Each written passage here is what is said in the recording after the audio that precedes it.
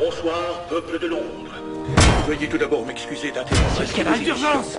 J'apprécie tout comme vous le confort rassurant de la routine quotidienne, la sécurité enveloppante d'un environnement familier et la quiétude de la répétition. Pauvre con. Il n'y a aucune différence entre vous et moi.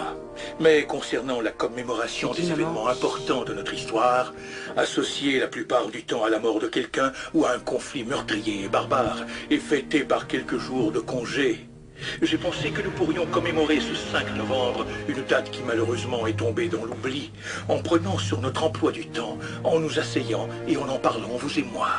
Il existe bien sûr certaines personnes qui refusent que nous en parlions.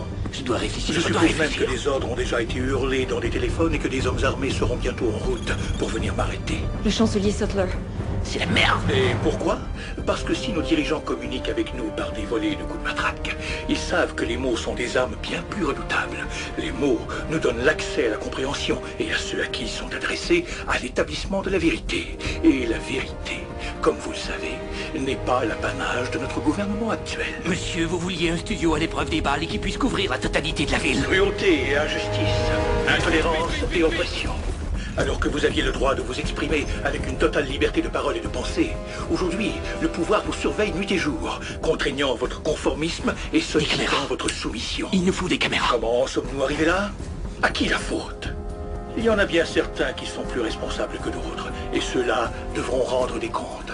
Mais pour être honnête, si vous cherchez les coupables, regardez-vous dans un miroir.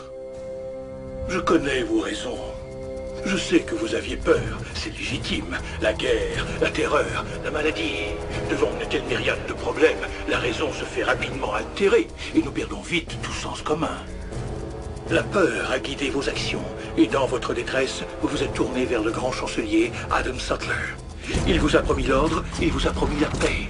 Et il n'exigeait en retour que votre silence et votre consentement docile. Inspecteur, ils ont presque fini. La nuit dernière, j'ai cherché à rompre ce silence.